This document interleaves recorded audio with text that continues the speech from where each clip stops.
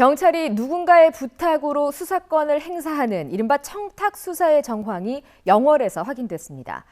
경찰 수사를 운운한 지역 유지의 말 그대로 이례적인 초고속 수사가 진행된 건데요. 경찰 수사 전날에는 지역 유지와 경찰 수뇌부 간에 술자리가 있었습니다. 황구선 기자입니다. 작년 4월부터 사생활 노출 우려에 휩싸인 영월 지역유지 강모 씨. 개인정보가 돌아다닌다. 휴대폰 잃어버렸냐라는 식의 질문을 자주 들었습니다.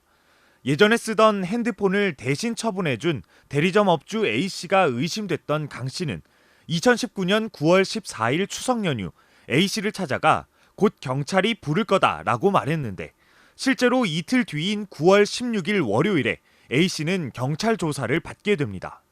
그런데 14일과 16일 사이인 15일에 강 씨와 영월 경찰서장, 수사과장 등이 술자리를 가진 것으로 확인됐습니다.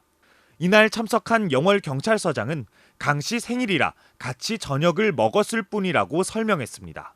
경찰이 피해자 조사도 없이 자체 수사 규정을 어겨가며 다짜고짜 피의자를 운운하는 수사를 시작하자 A씨는 경찰이 강 씨의 청탁을 받고 자신을 강압수사한다며 검찰에 진정을 냅니다.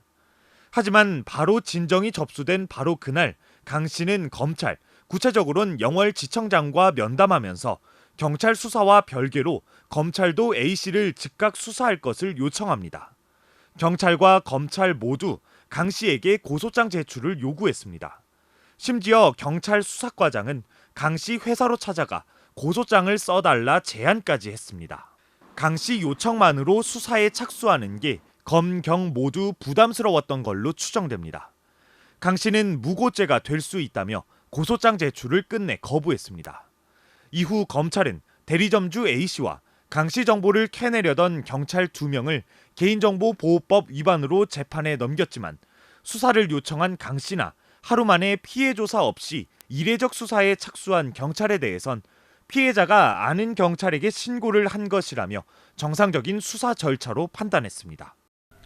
힘있는 지역 유지의 입김만으로 경찰 수사가 시작됐지만 검찰은 이 같은 수사권 남용을 제대로 통제하지 못했습니다. MBC 뉴스 황구선입니다.